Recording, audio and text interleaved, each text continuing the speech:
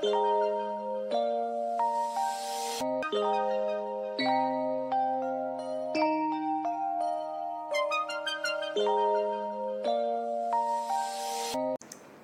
ఓం. ఈరోజు మనం ఒక అద్భుతమైన కాన్సెప్ట్ చెప్పుకుందాం. అదే నేనున్నాను. నేనున్నాను. నేను ఉన్నాను కాదు, నేనున్నాను. అంటే మనం ప్రతి ఒక్కరం అందరం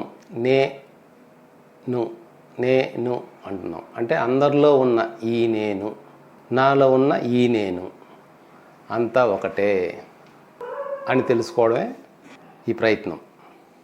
ఇప్పుడు ఒక కర్రని అనేక ముక్కలుగా చేస్తే ఆ ఒక్క కర్రలో నుంచి వచ్చిన ముక్కలే అన్నీ కూడా. అలాగే ఈ నేను అనేది ఒకటే, అందుకే అందరూ నేను నేను అంటున్నాం. కానీ ఆ కర్రను ముక్కలు కొడితే ఎలాగూ అనేకంగా అనిపిస్తున్నాయో అలాగే ఇప్పుడు మనం ఇండివిజువల్ నేనుగా భావిస్తున్నాం, ప్రత్యేకమైన నేనుగా. ఆ నేనుకి ఒక నామాన్ని, ఆ నామం కూడా రూపానికి తగ్గట్లుగా, అది స్త్రీ అయితే ఒక నామంగా, పురుషుడైతే ఒక నామంగా పెట్టుకొని ఆ నామరూపాలతో కూడిన నేనుగా ఈ మాయా ప్రభావం చేత ఆ నామ రూపాలతో కూడిన నేనే ఈ నేను అనుకుంటున్నాము. ఆ అసలు నేనుని మర్చిపోయాము. అసలు నేను అంటే అందరిలో ఉన్న నేను, నాలో ఉన్న నేను, ఒకటే నేను అన్న విషయం మర్చిపోయాము. కాబట్టి అది గుర్తుకు తెచ్చుకోవడమే మన ఈ ప్రయత్నం. అది గుర్తుకు తెచ్చుకొని నేనైన నేను, అందరిలో ఉన్న నేనైన నేను అని తెలుసుకుంటేనే మనం ముక్తి పొందినట్లు.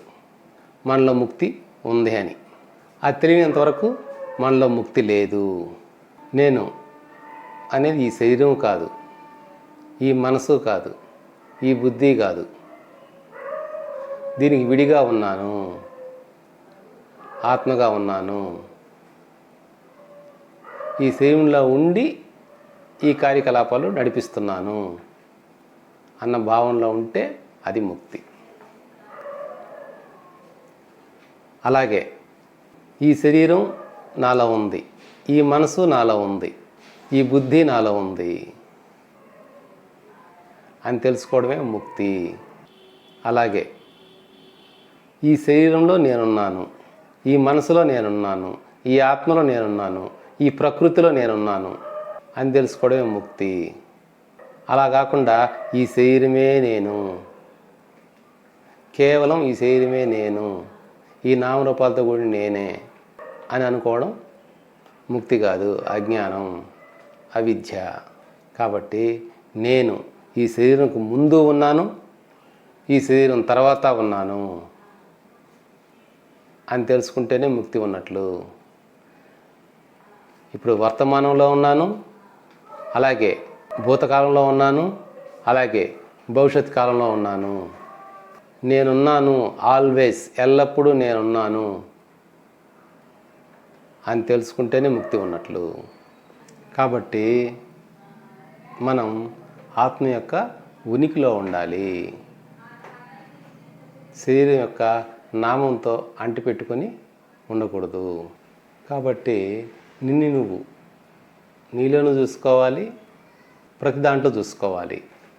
ప్రస్తుతం ఇప్పుడు నువ్వు మైసూర్లో ఉన్నట్లుగా ఊహిస్తే నువ్వు అక్కడ మైసూర్లోనే ఉన్నావు. నువ్వు అక్కడ ఉన్నావు కాబట్టే అక్కడ ఉన్నట్లు నీ దర్శనం అవుతుంది. అలాగే ఈ శరీరంలో మాత్రం నేను ఉన్నాను అంటే ఈ శరీరమే నేను అనుకుంటే, అలా అనుకుని ప్రయాణం చేస్తుంటే ఈ శరీరాన్ని ఒక గాడిదలాగా మోసుకొని పోతున్నట్టు అవుతుంది. కాబట్టి మనం ఎప్పుడు కూడా ఒక గగన పక్షిలాగా విహరిస్తూ ఉండాలి. ఉన్న చోటనే ఉంటూ అంతా చూస్తూ ఉండగలగాలి. ఓ గగన పక్షిలాగా. అంటే అంతటా ఉన్న నువ్వు ఆ నీవుగా ఉండే నిన్ను నువ్వు గుర్తించి దర్శించినట్లయితే ఉన్న చోటే ఉండి అంతటా చూడగలవు. లేదు ఈ శరీరమే నేను అనుకుంటే ఒక గాడిద మోసుకుపోయినట్లుగా ఈ శరీరంతో తిరుగుతూ ఉండాలి. కాబట్టి షిరిడి సాయిబాబా అంటాడు, ఈ శరీరం అంటే ఇది నా ఇల్లు, నేను ఇంట్లో ఉన్నాను, బయట ఉన్నాను. అంటే ఇక్కడుండి మన దైనందిన జీవితంలో మనం చేసే వ్యవహారం అంతా కూడా చేస్తున్నాం. అలాగే బయట ఉండి అంటే ప్రకృతి పరంగా ఎండ, గాలి, వాన ఇవన్నీ కూడా ఈ పనులన్నీ కూడా నిర్వహిస్తున్నది నేనే. అంటే దీంట్లో ఉన్నాం కాబట్టి ఆత్మగా ఉన్నాం, శరీరంలో ఉన్నాం కాబట్టి శరీరానికి పరంగా ఉన్నాం కాబట్టి పరమాత్మగా ఉండి అవన్నీ చేస్తున్నాము.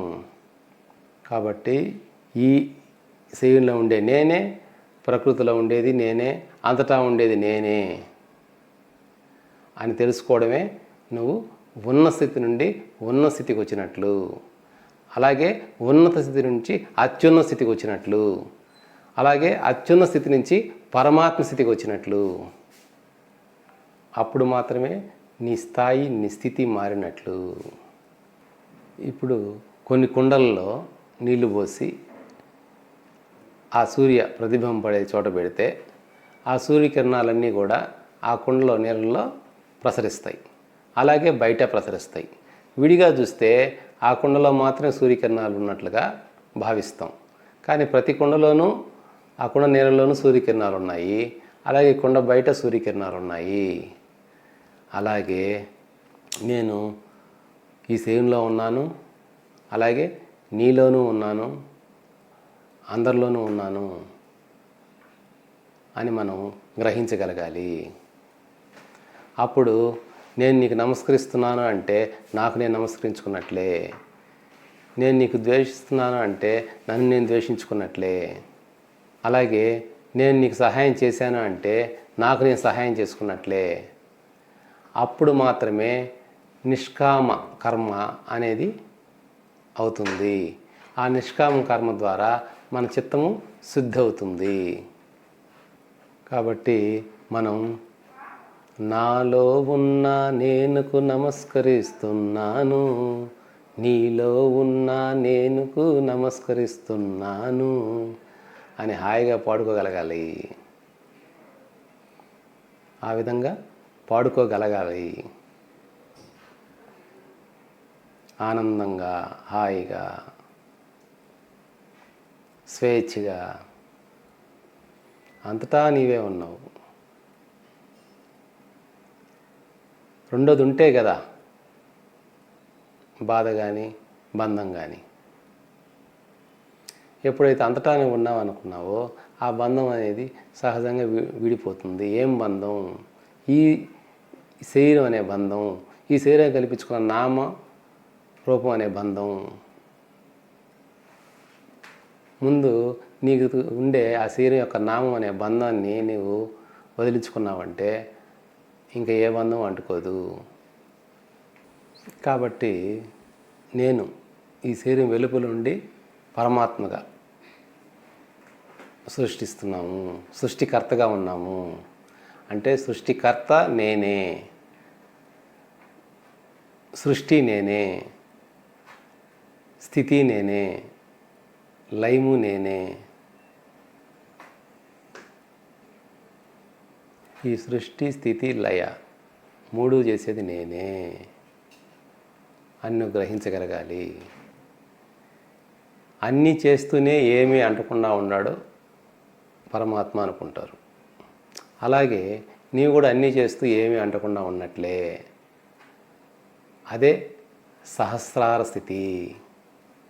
దీన్నే లా ఆఫ్ పారాడాక్స్ అంటారు, పరస్పర విరుద్ధ సిద్ధాంతం. ఏకకాలంలో నీవు చేస్తున్నావు, అట్ ద సేమ్ టైం నీవు చేయట్లేదు. అంటే ఆత్మగా నీవేమి చేయట్లేదు, ఈ శరీరంతో కూడుకున్న నామరూపాలతో నువ్వు చేస్తున్నట్లు. ఇదే లా ఆఫ్ పారాడాక్స్, పరస్పర విరుద్ధ సిద్ధాంతము. అప్పుడు నీకు ఏది అంటదు. అహింసా ప్రవృత్తి అనేది సహజమైపోతుంది. కాబట్టి ఈ నేను అన్న విషయాన్ని కూలంకుషంగా విచారించి సంగ్రహించి ఈ నేనున్నాను, ఈ శరీరం ముందు నేనున్నాను, ఈ శరీరం తర్వాత నేనున్నాను అని తెలుసుకుంటేనే ఇప్పుడు మనం శాంతి, ఆనందం, ప్రేమ అనే భావంతో జీవిస్తాము. కాబట్టి ఈ సహస్రాస్థితికి రావడానికి మీరు ధ్యానము, సజ్జన సాంగత్యము, ఈ ఆత్మ విచారణ అనేది నిరంతరం చేరుకుంటూ ఆ సత్యాన్ని అందుకొని అర్థం చేసుకొని ఆ స్థితిలో ఉండాలి. అప్పుడు అది ఒక సాధన కాదు, ఒక స్థితి అవుతుంది. కాబట్టి ఈ విషయాన్ని అందరూ అవగతం చేసుకోవాలని ఆశిస్తూ ఆకాంక్షిస్తూ హరి ఓం.